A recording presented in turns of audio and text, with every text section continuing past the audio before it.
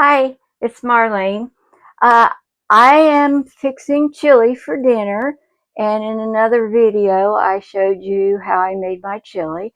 And today I'm also having cornbread muffins, or corn muffins with it. And so I thought I'd take you along for that too. I looked in my pantry and I don't have enough cornmeal to make them from scratch because I usually try to do everything from scratch. But I always have the backup on the shelves just in case. So I've got some Jiffy cornmeal mix, and actually this is pretty good. I like sweet cornbread. My husband, he used to love the kind that was didn't have sugar in it. It was not sweet at all. I just like the which is funny because he was diabetic and he liked everything else sweet, but he did not like his cornbread sweet. He liked his cornbread with uh, flour and cornmeal mixed, and the milk, and what else did his mom made it for him all the time? Bacon in the bottom of the pan, and then when you turn it over, it's got the bacon strips on top. He really enjoyed that. Anyway, I'm fixing 2 boxes, so I'll have 12 muffins, and that'll be 6 for dinner tonight with my granddaughter and my great grandson. And then I'll freeze 6, and we'll have them to pull out one at a time, or with a soup, or whenever we feel like having muffins again. I always try to keep some in the freezer because, especially when they're gone through the week and it's just me, I like to just pull one out before I go to bed, set it on the counter in the morning, and then I have it with something, soup or something for lunch. I think one day this week, probably next week on Friday when they're coming back, I may fix a tomato basil soup. But with that, of course, we'll have grilled cheese sandwiches because, you know, that's the old school staple that we all grew up with. Okay, so to this Jiffy mix, I'm going to bring you down so you can see what I'm doing, and maybe not see me, but I guess you can. 2 eggs. I've cracked 2 eggs, and I just put them in there, and they don't need to be mixed up or anything, or whisked. And then a 2/3 cup of milk. Now, if this was 1 box, it would be 1 box of Jiffy mix, 1 egg, and 1/3 a cup of milk. But I'm using 2/3 because I've got 2 boxes in here. Okay, so I just take and mix these up.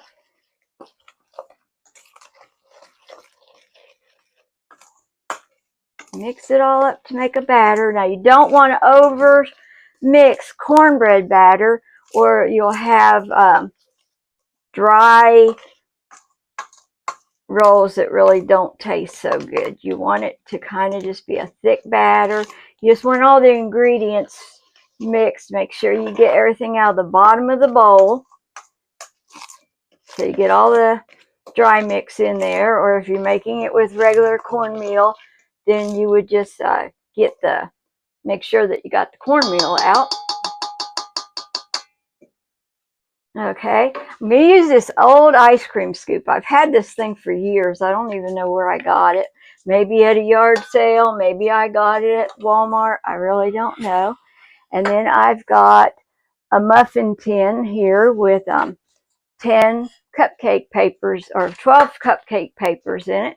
And I'm going to fill these up, each 2/3 full.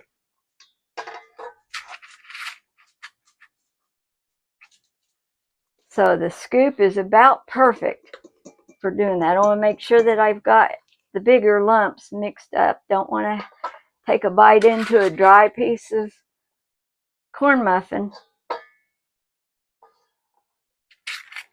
Whoa, that one turned over on me. Real life, folks.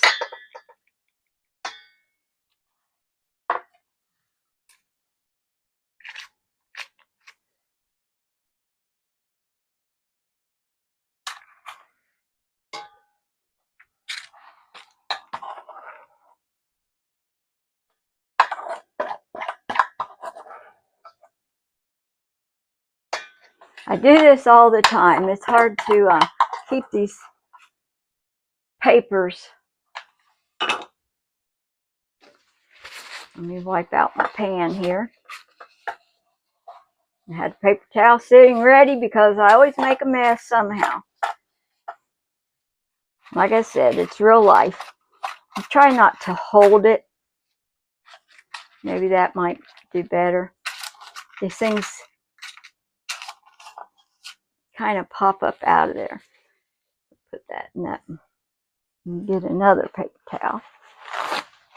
Okay, so that one kind of was a dud. Let's try this again. I was trying not to get it all over the place, and I did.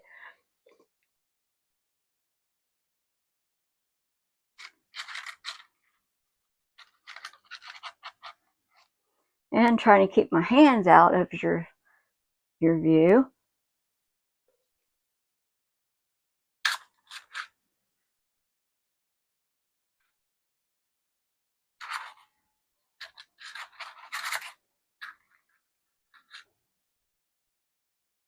Oh, now cornbread wasn't something that I grew up with either. But when I moved first to Kentucky and then here to West Virginia, it's like a staple in a lot of people's homes. And a lot of people, there's always a debate whether the sweet or the unsweet, I don't know what you would call it, is better. To me, I like corn muffins instead of a pan of cornbread, and I like the sweet.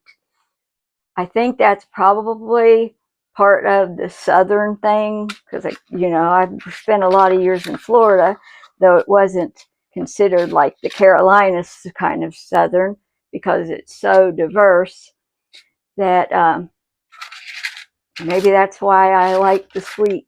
It may be because I have a sweet tooth. It tastes more like a cupcake than it does a cornbread. It's like another thing people like here is cornbread salad. I'm not a fan. It's not sweet. And it's just, if I'm going to have a salad, I am going to have a salad. It's lettuce and all that stuff. I'm not sure what goes in a cornbread salad. I've had it one time and I did not enjoy it. I ate it because I didn't want to be rude to the host. But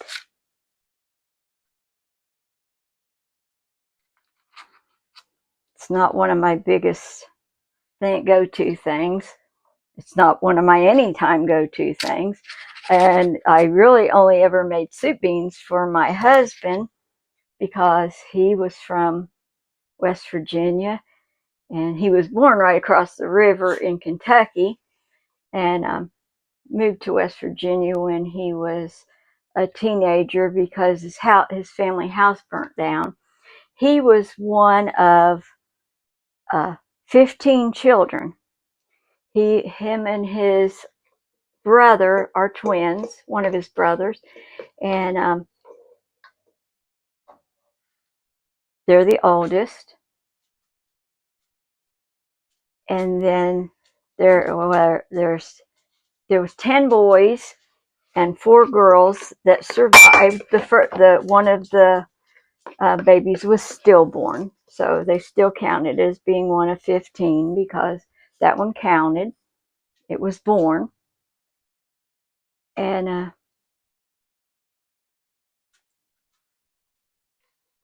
just a large family. Now I was born into a mother who had 10 children, but we were not all raised together. My mom and dad had 6. I was the youngest of the 6.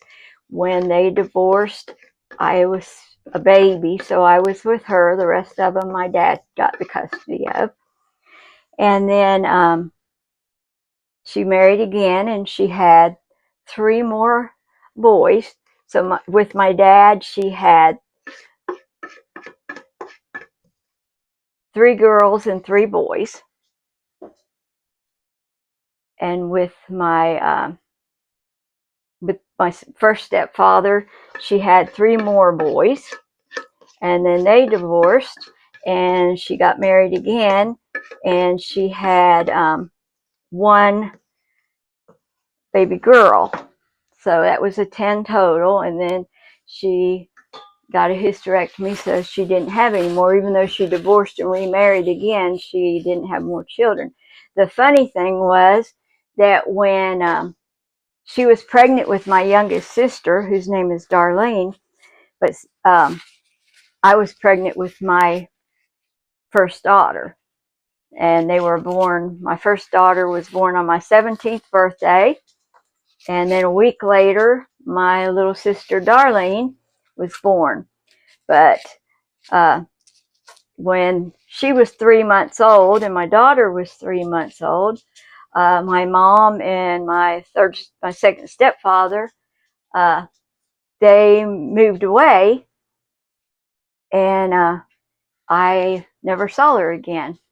And then a few years back, I was searching for her, and that's when I found out that she had married again, and she passed. And she had passed in 2007 of late stage lung cancer, and she'd been in a nursing home. And something that really hurt was, when I read her obituary, it mentioned one of my aunts that lives in Texas that I haven't seen, and I've looked for her and I can't find her, and another aunt that lives in Florida, and same thing with her, and a stepdaughter. Her 4th husband had passed before her, and so she had a stepdaughter, and she was named in the obituary, and it talked about her moving from New Jersey to Florida, but it never mentioned any other children. So apparently, knowing my mother, she never told anybody she had 10 other children. And because I know that when she married my second stepfather, he didn't know that my father was alive and that she had all these kids with him, and then the 3 with the next husband. Anyway, so my life is a big old mess. In my early years, as I got older and I got married and started having children, that was the best years of my life. And now I have great grandchildren, great grandchildren, and now I'm living the best years of my life. So just a little story that I will talk about some other things in my life, that maybe you'll have experienced something, or maybe want to know how I got through that, because it was not easy.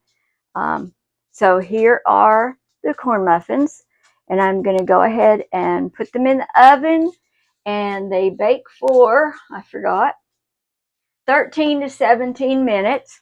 When they're done and I pull them out, I'll bring them out and let you see what they look like. Okay, 15 minutes later, by the magic of video, and they're out of the oven. They baked for 14 minutes, and I cooled them a few minutes, and now they are on the cooling rack getting ready for supper. I have 12 cornbread muffins, nice and brown, and I will leave out 6 for supper, freeze the other 6 in individual packets, and that'll be it. So I will show you a muffin later when we have dinner, or dish out a bowl of chili and have a muffin with it. Anyway, I will see you after a while. It's Marlene, and I'm back again. The corn muffins were finished, and I showed you them on the rack cooling. When they cooled, I got to thinking about it, and I was like, I put water in them and said milk, and so I went and looked at the box, and it was supposed to be milk, and I had put water, so I wanted to correct that. So I went ahead and I opened one, and I gave it a taste. I'm going to give it another taste because it's pretty good.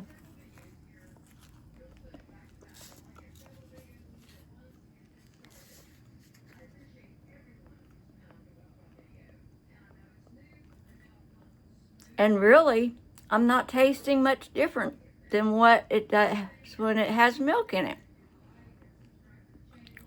So, just to let you know that I did check it out, and I was not going to download this video, so I went ahead and tasted it to make sure it was going to be good enough to serve with dinner. And I bagged up the 6 that I was putting in the freezer, and let me show you, they're in there. I kind of don't want to make you dizzy. Anyway, here's my freezer. I'm going to turn this around. Well, maybe not. Anyway, here's the freezer. And I have put them in different little sandwich bags and then put them in the gallon bag. Labeled it corn muffins. And I put it in the freezer along with some pancakes that I cooked up yesterday and froze for the coming weeks.